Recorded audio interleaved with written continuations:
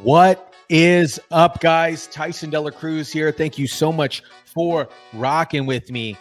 JD Vance, the Vance-Onator, destroys Dana Bash on a CNN interview. We're going to watch the full interview. I haven't watched the entire thing yet. I'll watch it with you guys, but let's go ahead and check out this clip really quick and then jump into the full interview. You've now asked me 3 questions about comments that I made 3 years ago. I wonder what Kamala Harris thinks about the fact that she supported policies that open the American southern border. I wonder what Kamala Harris thinks about the fact that she lied to the American people about Joe Biden's middle facility for the office. You are interviewing me, Dana, because I respect the American people enough to sit down for an interview. I appreciate that. Kamala Harris has been the nominee for 3 weeks. She hasn't sat down for a real interview. Believe me, we are asking. You're not going to get a disagreement there. But the point is, Dana, you've got me for 15 minutes or however long you have me. We should be talking about public policies that matter. How are we going to lower inflation? How are we going to reduce the cost of food and housing? How are we going to close down that southern border? We've talked so little about that. We've talked a lot more about a sarcastic remark I made 3 years ago. Wow. What do you guys think? We're going to jump into this full interview right now, but I want to give respect to everybody that is watching. Shout out, fam. I really appreciate each and every single one of you guys. Thank you for dropping your comments. While you're dropping the comments, let me know where you're watching this out of. Really appreciate each and every single one of you. Hit that like and subscribe button, and let's jump into the interview.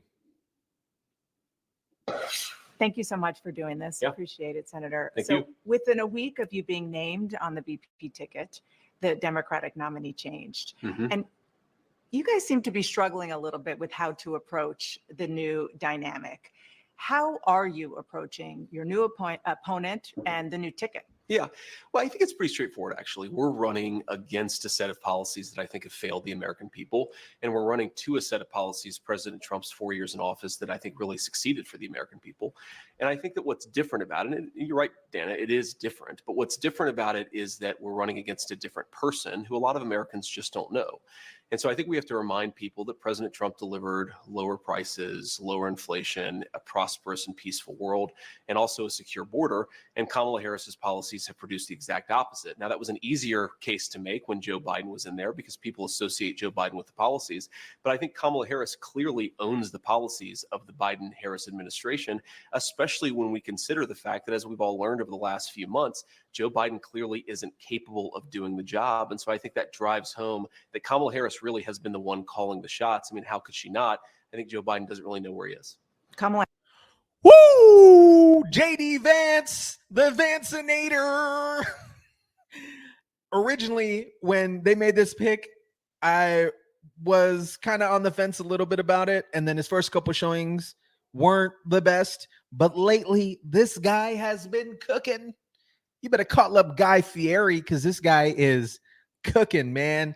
What do you guys think about this? What do you guys think about JD Vance? Drop your comments down below. Smash that like button. Really appreciate you guys. Thank you. Shout out. Yes. Kamala Harris has been calling the shots. As who? Well, I think she has to have been, right? Because if she's not calling the shots, Dana, then who is? And I do think it drives home something that's fundamentally dishonest about the way that Vice President Harris and also a lot of senior Democrats have approached this. If you remember, for months, even years, the argument was that Joe Biden was sharp. He could clearly do the job. And the minute that he performed poorly in that debate and he became political dead weight, you have Kamala Harris and everybody else trying to throw him overboard. But I think the more troubling question is, why did so many senior Democrats, including the vice president, cover for him? And if Joe Biden wasn't capable of doing the job, as even a lot of Democrats say now, was Kamala Harris in charge or was somebody else in charge? And that's a real issue. There's no evidence that Kamala Harris threw him overboard. But I want to move on to something that Governor Walz has called you and Donald Trump, and that is weird. Sure. And it is taken off. The New York Times reports Tampon Teezy's weird. He's a creep. How many of y'all like Tampon Teezy? I like the name Tampon Teezy, but anytime I see that guy, man, he just gives me the heebie-jeebies. Let me know if he does the same for you guys too. Then when Donald Trump was asked about it, he said, "Not me, they're talking about JD." Well, certainly they've levied that charge against me more than anybody else, but I think that it drives home how they're trying to distract from their own policy failures. I mean, look, this is fundamentally schoolyard bully stuff. They can accuse me of whatever they want to accuse me of. As Harry S. Truman once said, if you can't take the heat, stay out of the kitchen. And I'm doing this because I think that me being vice president will help improve people's lives. So I accept their attacks, but I think that it is a little bit of projection, Dana. If you think about, just take a couple of days ago, Tim Walz gives this big speech. He's been announced as the VP nominee. And I remember when I had just been announced as the VP nominee, I gave my big speech and I saw my wife and I gave her a big hug and a kiss because I love my wife. And I think that's what a normal person does. Tim Walz gave his wife a nice, firm Midwestern handshake and then tried to sort of awkwardly correct for it. So I think that what it is two people, Kamala Harris and Tim Walz, who aren't comfortable in their own skin because they aren't comfortable with their policy positions for the American people. And so they're name calling instead of. Whoa, whoa, sorry guys. I know I wanted to watch this video. I know you guys do too, but wow. JD is showing up. Of actually telling the American people how they're going to make their lives better. I think that's weird, Dana, but look, they can call me whatever they want to. You're saying Tim Walz doesn't have affection for his wife? I don't even understand that. I said that he acted weird. He didn't say. I hate when they do that. Are you saying that he doesn't have affection for his wife? He didn't say that. He just said he gave her a firm Midwestern handshake. You're saying he doesn't have affection for his wife. Come on, man. Which he did on a national stage in front of his wife and in front of millions of Americans who presumably were watching at home. And I think that it's projection, Dana. Look, I think this election should be about who's going to solve the inflation crisis, who's going to make groceries and housing more affordable, who's going to secure that southern border. Kamala Harris's record is that she supported all the policies that made that problem worse, Dana. We're trying to say we're going to take the country in a different direction. I really think that it's important to point this out, Dana. Their entire campaign has not been about, here's our policy for how we're going to make your life better, or here's what's wrong with Donald Trump and JD Vance's policies. We're going to name call and hope that you don't notice that we don't have an agenda. That is the entire Democrat approach to this. It's what it has been, 100%. Election. They have done both. They have both policies, and they are trying to define Dana, you as well. If you go to Kamala Harris's campaign page right now, they still don't have a policy. Well, let's talk about policy policy positions versus about what they're going to do. I think that's really insulting to Americans. You started out talking about the policies Please. in this interview, but you have been on the campaign trail questioning Tim Walz's military record. You say it was shameful. So is everybody else. This gentleman is claiming that he was holding weapons of war. What war did this gentleman go to? Like, and he's saying that he served. Listen, he did in the National Guard, 100%. But claiming that you did something and your specific ranking that you said that you were at the time of your retirement, but you weren't. It's lying. That Governor Walz retired from the military before his unit deployed to Iraq. I want to read you something that Joe Eustace, who is a veteran, he served with Governor Walz, said. He said that's a lie. He said he was as good a soldier as you'll find. I'm not trying to defend him. I hope people don't think that. What I'm trying to do is defend someone who served his country. I'm not voting for him. I'll campaign against him, but I don't think it's fair to characterize his service the way they have. Governor Walz served 24 years. Sure. He even stayed after he could have retired because of 9/11, more than the country asked of him. Do you honor his service? Well, of course, Dana, I honor his service. And I've never criticized what Tim Walz did when he was in the military. I criticized his retirement decision. And most importantly, Dana, I criticized his lying about his own record. Okay. This is a guy who was captured on video saying, I carried a gun in war. He never went to war. This is a guy who's been captured on video. As other people say, he's an Afghanistan veteran. He's a veteran of a war, nodding along in agreement instead of saying, no, I did serve my country and I did it honorably, but I never went to a war zone. I'm not criticizing Tim Walz's service. I'm criticizing the fact that he lied about his service for political gain, Dana. Now, I served in the United States Marine Corps, and you know this. And look, there are a lot of things that I'm proud about. I've never lied about what I did or overstated it because it would be beneficial to me in an election. I think that's what Tim Walz did. That's what I was criticizing. And yes, I do think it's scandalous behavior. You talked about one of the things that he said, weapons of war. He was talking in a campaign stop about, he was trying to talk about gun control. Sure. And he said, weapons of war I carried in war. I will say that the Harris-Walz campaign did say that the governor misspoke there. Sure. Do you accept that? He misspoke. Another word is that he lied about it. And Woo! Yeah, I misspoke for my entire political career. Seems like that's a consistent thing with Democrats. I don't know. Democrats in the chat, let me know. I don't know. Democratic presidential nominees specifically. I don't know. Democrats in the chat, let me know. Smash the like button, comment. Thank you.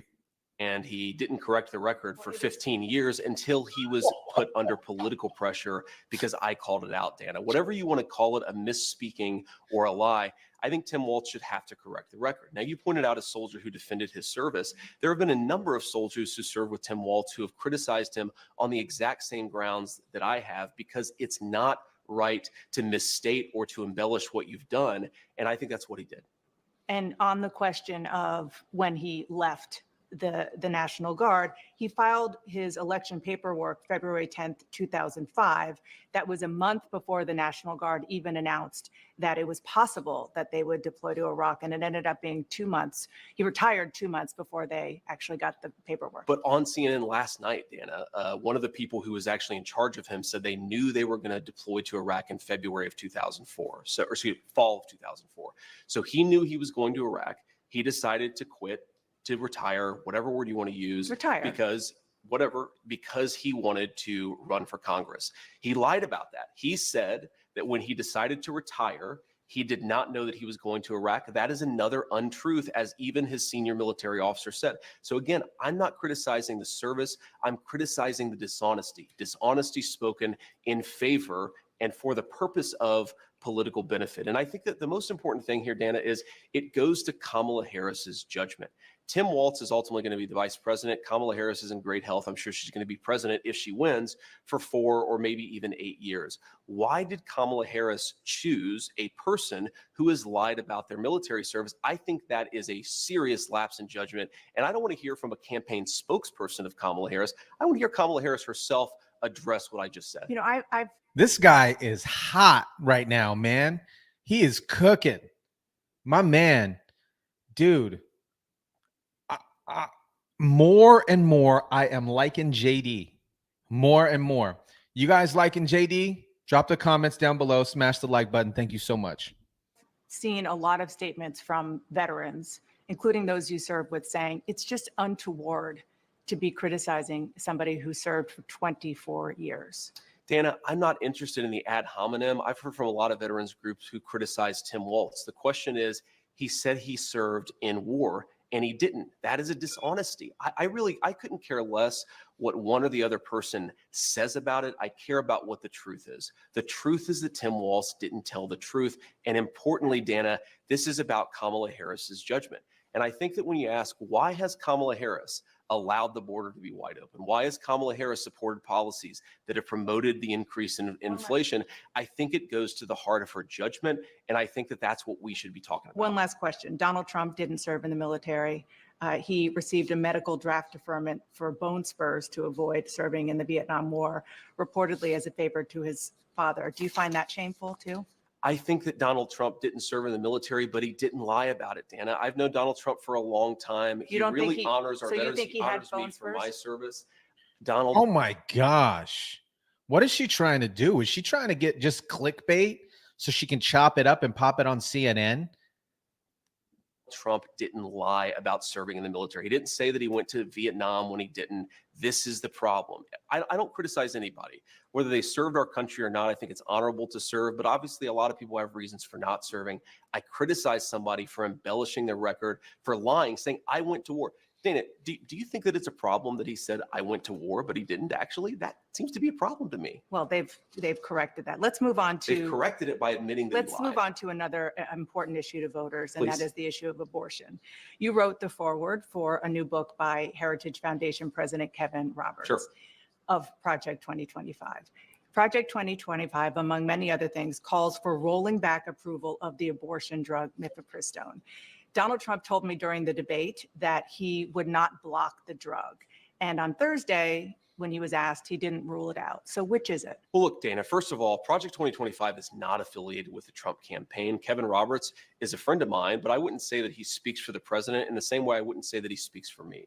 Now, what Donald Trump has said is that he respects the Supreme Court's opinion on the mifepristone ruling. But let me just stop you right there. The Please. Supreme Court, you're a lawyer, so you know this better than I. Sure. The Supreme Court, all they did was say that what came to them didn't have standing. So they let it stand. A real question, a substantive question, hasn't made it to the Supreme Court. So my question for you is whether or not a Trump-Vance administration would allow mifepristone to continue to be sent around the country. Well, President Trump won the nomination of the Republican Party. He said it to you, and he said it repeatedly, that his goal is not to block mifepristone. It's to let states make the decision on abortion policy.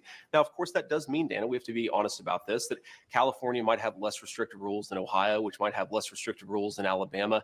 I think what President Trump is really trying to do on the abortion question is really admirable. And I wish the press was a little bit more honest about it. He's saying we've had a 50-year culture war over abortion, where unfortunately this issue has just divided the country. And he wants to provide some ground for us to come together, for states to make these decisions, for voters to make these decisions, and for us all to respect one another. That's all he's on that proposed. issue. On Please. that issue, a few months ago, on the question, his position, Yeah. which you've adopted, is it is up to the states. I spoke to a woman named Kate Cox. She lives in Texas. Sure. She was 20 weeks pregnant. Her fetus was diagnosed with a disease called, it was a deadly genetic condition called trisomy 18. She said that carrying the pregnancy, she was told this by her doctors, to term, if the fetus even survived, would hurt her chances for having more children, which she and her husband desperately wanted. Why is not allowing her to end that pregnancy helpful or supportive of expanding families like you want it to be? Well, first of all, Dana, my heart breaks for this woman. I don't know her personally. I've certainly heard the story, and our heart breaks for her. And we want people to have healthy, happy families. And it's extremely unfortunate that sometimes, medicine, the act of God, whatever happens, it just doesn't work out. And what the president has said, I think very clearly, is that he is not trying to prevent women who have non-viable pregnancies from getting access to the medical care that they need. But allowing the states to decide, a place like Texas, which has very strict laws now, doesn't allow a Kate Cox to end a pregnancy that is fatal and could potentially hurt her ability to have more kids. But what President Trump has said is that we are going to let voters make these decisions. And again, Texas might have a view that President Trump disagrees with. They might have a view that President Trump agrees with, but you've got to let the voters make these decisions. So you're comfortable with that law in Texas? I'm not comfortable with anything, Dana, because I'm not passing judgment on what these laws should be. And you ask me my own personal view. I campaigned against an Ohio referendum, but I think that we have to let voters decide. And when they speak their mind, you have to be respectful. Agree or disagree with whatever voters decide, they're going to make these decisions. Welcome back to State of the Union. Here's more. Ugh.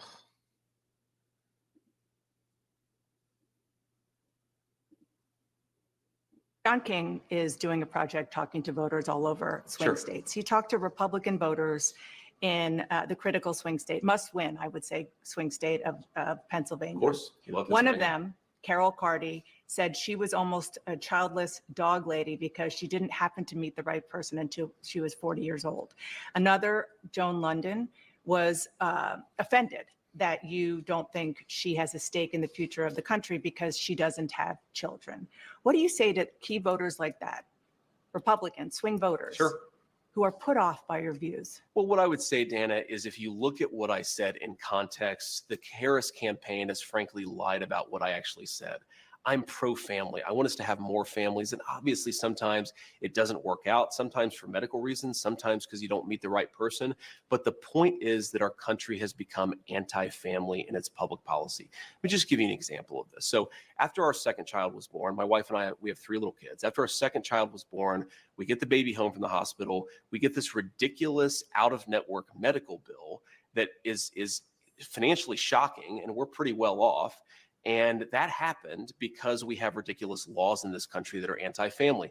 I've sponsored legislation to try to fix things like that so moms and dads don't get these surprise medical bills. I think it's important for us to be pro-family. That's all that I've ever said. If you want to be Please. pro-family, I want to, because you do criticize, as you just did, the Democratic Party for being anti-family. I do. You called out Kamala Harris and Pete Buttigieg in particular. Kamala Harris has 2 stepchildren. Pete Buttigieg and his husband have adopted twins. Do you recognize them as parents and more broadly as being part of families? Well, of course I do, Dana. I mean, you know my life story. I was actually raised. I was raised, but Dana, I was raised. What is she trying to do here? She's trying to bait him.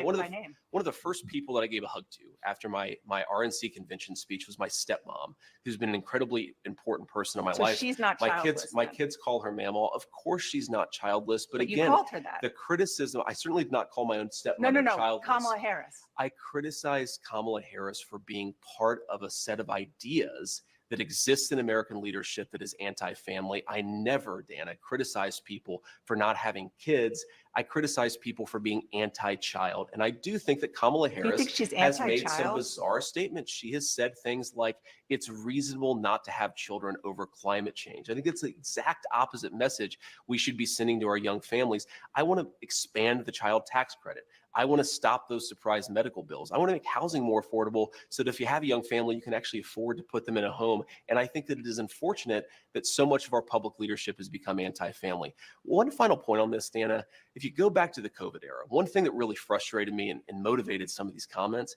is we were at a point where we were kicking kids out of school. We were masking 3-year-olds and putting the masks back on them, even as they were trying to rip them off at school. I think that if we had more people who took the right perspective and had a little bit more understanding of how little kids actually operate, we would not have made so many of those mistakes during COVID. That's a whole nother conversation. Because no, it's related to this because people didn't know as much because it was literally a novel virus. But Dana, you asked me you've now asked me 3 questions about comments that I made 3 years ago. I wonder what Kamala Harris thinks about the fact that she supported policies that opened the American southern border. I wonder what Kamala Harris thinks about the fact that she lied to the American people. I'm interviewing you, not about. I love how we'll get back to this video, but I love how JD and Trump are showing up to press conferences. They're doing these conferences. They're speaking to the media. Where is Kamala? Where is Kamala? Kamala. Where are you at? Kumalto, let's go. Joe Biden's middle facility for the office. You are interviewing me, Dana, because I respect the American people enough to sit down for an interview. I appreciate that. Kamala Harris has been the nominee for 3 weeks. She hasn't sat down for a real interview. Believe me, we are asking. You're not going to get a disagreement there. But the point is, Dana, you've got me for 15 minutes or however long you have me. We should be talking about public policies that matter. How are we going to lower inflation? How are we going to reduce the cost of food and housing? How are we going to close down that southern border? We've talked so little about that. We've talked a lot more about a sarcastic remark I made 3 years ago. I think we should talk about the issues that most Americans care about. I only asked you one question about that. I asked you about policies, and I was asking about the military record that you brought up. Nobody else did, of Tim Walz. One last question. This is on policy. Please. The Federal Reserve. Yeah. Donald Trump said this week that he feels strongly that the president should have at least a say when it comes to the Federal Reserve and how to handle interest rates. Do you agree that a president should direct the Federal Reserve on how to handle interest rates? Well, not direct. That's not what he said. He said the president should have a say, but one, I absolutely agree with what he said. Right now, the president doesn't have a say. Well, the president has a say in the sense that the president appoints the Federal Reserve governors. But he's saying, to be clear, President Trump is saying, I think, something is really important and actually profound, which is that the political leadership of this country should have more say over the monetary policy of this country. I agree with him. That should fundamentally be a political decision. Agree or disagree, we should have America's elected leaders having input about the most important decisions confronting our country. That would The be a question to huge go- change, just so people understand it that. would be a huge change, but whether the country goes to war, what our interest rates are, these are important questions that American democracy should have important answers for. And I think all President Trump is saying is that, look, it's kind of weird that you have so many bureaucrats making so many important decisions. If the American people don't like our interest rate policy, they should elect somebody different to change that policy. Nothing should be above democratic debate in this country when it comes to the big questions confronting the United States. Okay, one last question. Please. And I can't believe I have to ask you this, but I do, because Donald Trump has been attacking Kamala Harris's racial identity. He has not been, but ask your question. Well, he questioned her racial identity. He said a number of years ago, she happened to turn Black. Her father is Jamaican. Do you believe Kamala Harris is Black? I believe that Kamala Harris is whatever she says she is, but I Smooth. Papa is smooth. Vance-Onator. believe importantly that President Trump is right, that she's a chameleon. She pretends to be one thing in front of one audience. She pretends to be something different in front of another audience. Look, Dana, she's not running a political campaign. She's running a movie. She only speaks to voters behind a teleprompter. Everything is scripted. She doesn't have her policy positions out there. She hasn't answered why she wanted to ban fracking, but now she doesn't. She wanted to fund police, but now she doesn't. She wanted to open the border, but now she doesn't. She should have to answer for why she presents a different set of policies to one audience and a different set of policies to another audience. And I think that's what President Trump is getting at. This is a fundamentally fake person. She's different depending on who she's in front of. With respect, you Please. changed your position on an important thing, which is Donald Trump. Of course I did. And so I'm why are honest you not a about it. chameleon? Because, Dana, I've explained to the American people what's different. People change their minds when the facts change. They should.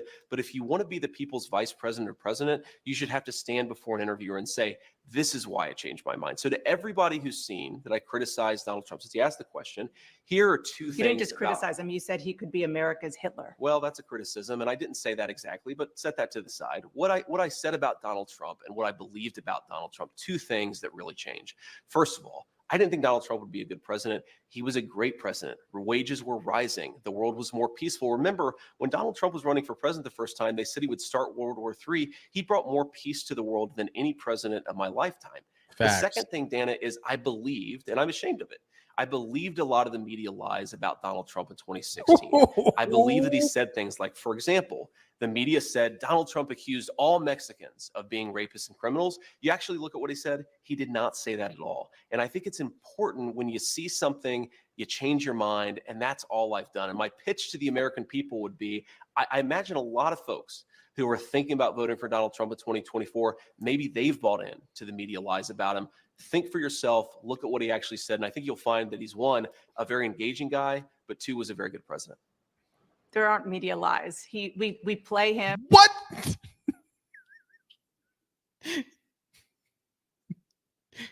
What? Come on, CNN. You guys know. You guys know I don't really. CNN ain't my news. This is not my news channel, but I wanted to give you guys a different perspective on this. And she just said, the media doesn't lie. What? what? Propaganda, gaslighting, saying that Kamala Harris is the best thing since Obama. But a couple weeks ago, she was the worst vice president ever. Come on.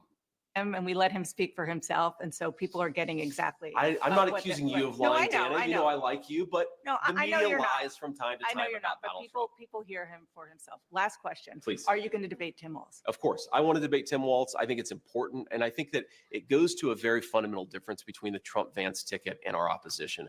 We believe in talking to the media. We believe in answering questions. We believe in debating. I think it's really important. I mean, look, I'm asking the American people to make me their vice president. It's really important to stand before the American people to make that case. And I'm going to keep on doing it in whatever form I get the opportunity. We So look thank forward you. to it. Thank you so much Thanks, for Dana. sitting down and taking my Of questions. course. Thank you for Appreciate coming here. Wow. Joseph R. Biden. What do you guys think about Vance-Onator? Vance-Onator on CNN. Drop your comments down below. I thought that was a fantastic showing. Hands down. JD is hitting the marks. Drop your comments down below. Let me know what you think of JD's interview with CNN. Don't forget to hit the like and subscribe button. Really drop the comments. Let me know what you're thinking about JD Vance and what do you think about CNN? And the mass media doesn't lie. Drop them down below. Other than that, guys, I'll catch